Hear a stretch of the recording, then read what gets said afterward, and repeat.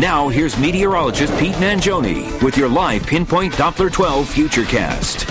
And this morning we have team coverage as we're tracking Bill. Stephen Schuler is live along the shoreline. He's sort of checked out conditions there. Yeah. Still looking at some moderate sort of levels for the waves, but when do you think it's really going to kick up the surf? It'll be this afternoon, this evening, and especially overnight. Okay. That's when the hurricane will be at its closest position. And you can see, not too bad right now as we take a look across the shore. We have very foggy conditions, and it will take a while for this fog to push out because the humidity is just so high.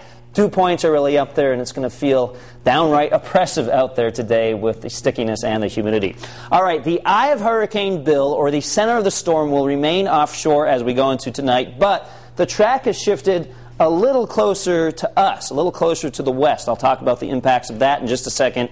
We will see some gusty winds for the Cape, but the waves and not the wind will be the big story from this hurricane. Closer to home on Live Pinpoint Doppler 12, we have rain-free conditions across most of Rhode Island and southeastern Massachusetts, but some stronger storms right now moving through central Connecticut. Now, the good news is most of these will continue to move off to the north and west, but it's possible that a few storms will clip us right here in Rhode Island with some briefly heavy downpours. So something to keep in mind if you're headed out this morning or this afternoon. Tropical storm warning in effect for the outer Cape as well as the waters off of the Cape, the Vineyard, and south of Block Island. So keep in mind this warning affects our water locations for the most part and not the land. Nonetheless, this is really the reason why, or this is really the main impact from that shift in track. Yesterday we saw maybe potential tropical storm force winds at these locations. Today it looks like those wind speeds will be likely. So that's the main impact from that shift in track.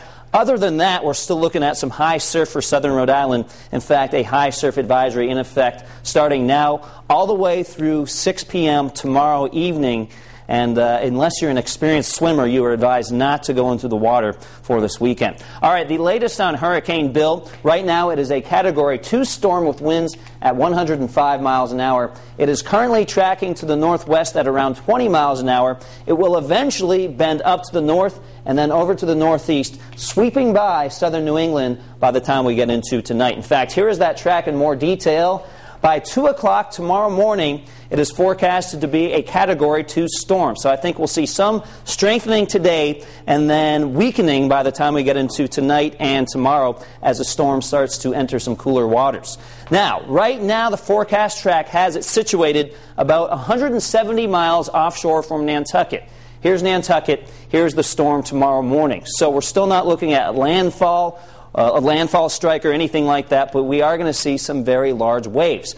Offshore, right under the hurricane, we could see waves 30, 40 feet. Closer to home, we could see wave heights as high as 10 feet, maybe 15 feet. I will detail those wave heights coming up in just a minute. Here is our hour-by-hour futurecast, starting it off now. Due to that stalled front just off to our west, we'll see the chance of some scattered thunderstorms throughout the day and this evening. Then as we go into tomorrow morning, here is the bullseye of precipitation from Hurricane Bill.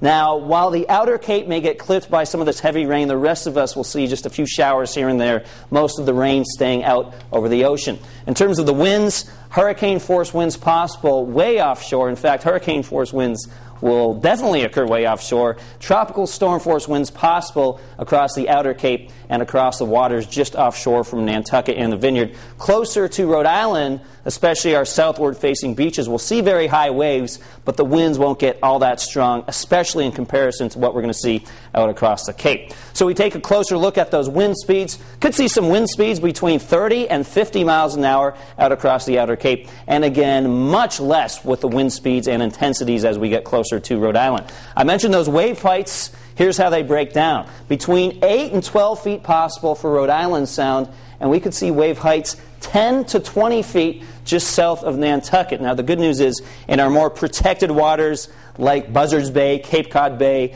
Vineyard Sound, Nantucket Sound, and often to Narragansett Bay, the waves will be much smaller. But you only have to get to the entrances of one of these bays to see those wave heights really get rather large. We're talking 6, 7, 8, 9 feet. Down City Providence, we have the clouds, we have the uncomfortable air mass. 79 degrees is our temperature. Winds out of the south at 6 miles an hour, and we will be watching that line of storms just off to our west today. Most of the heavy rain and the storms will stay off into Connecticut and Massachusetts, but again, the possibility of some briefly heavy downpours exists here in Rhode Island.